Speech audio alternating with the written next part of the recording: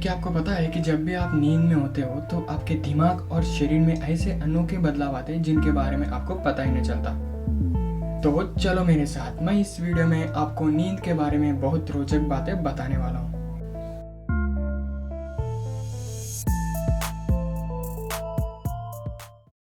नींद ये किसे अच्छा नहीं लगता।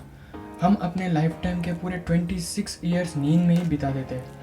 और ये जो नींद है ये एक सिंपल सी चीज़ नहीं है। नींद में दो तरह की नींद होती है। तो उसमें से नंबर 1 है non rapid eye movement sleep और दूसरा है रैपिड आई मूवमेंट स्लीप। और ये दोनों नींदों में बहुत फ़र्क होता है। ये जो non rapid eye movement sleep है इसमें पूरे 3 स्टेजेस होती है और रैपिड आई मूवमेंट स्लीप में एक स्टेज होता है। और आपके ये पूरा स्लीप साइकिल को मिलाकर पूरे स्लीप साइकिल में 4 स्टेजेस होती है। तो चलो आज हम नींद को एक्सपीरियंस करेंगे। तो जैसे ही हम नींद में जाते हैं हम स्टेज 1 में एंटर करते हैं। हम स्टेज 1 में एंटर करने के बाद हमारे जो दिमाग में ब्रेन एक्टिविटीज़ हो रही होती है वो धीरे धीरे कम होना शुरू करती है। उसके बाद हमारी जो दिमाग है वो एकदम शांत हो जाता है और हम नॉर्मल से थोड़ा कम तेज़ी में सांस लेने लगते हैं। और हमारा जो दिल होता है वो नॉर्मल से थोड़ा धीमा धड़कने लगता है और हमारी शरीर की जो तापमान होता है वो भी थोड़ा सा घट जाता है। और ये स्टेज 1 जो है ये कुछ ही समय के लिए रहता है। उसके बाद हम स्टेज 2 में एंटर करते हैं और ये स्टेज 2 में भी वही सब कुछ होता है जो स्टेज 1 में हुआ था, पर इसमें हमारी दिमाग और हमारी जो शरीर है वो और भी रिलैक्स्ड हो जाती है और ये भी कुछ समय बाद ख़त्म हो जाता है। उसके बाद हम जाते हैं स्टेज 3 में।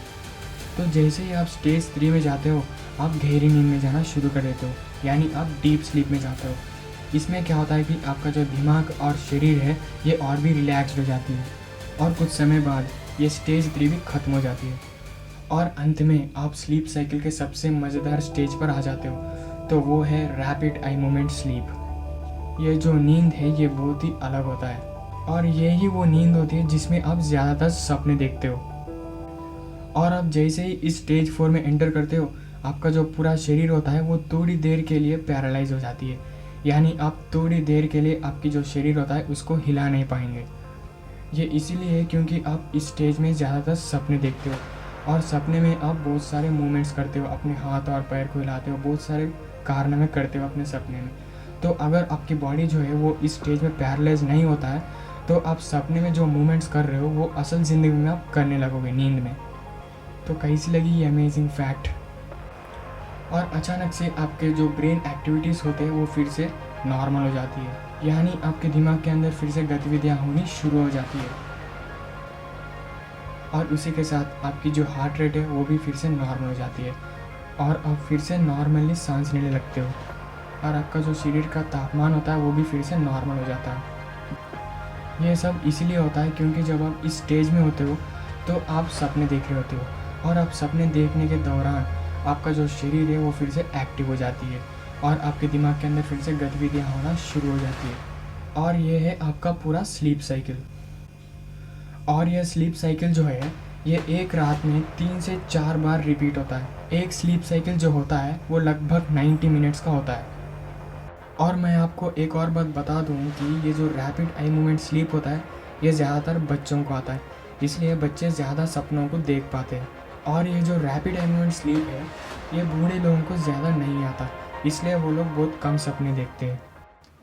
मैं आपको बता दूं कि आप बिना खाना और पानी के 8 to 21 डेज तक ज़िंदा रह सकते हो, पर बिना नींद लिए आप लेवल डेज भी ज़िंदा नहीं रह सकते।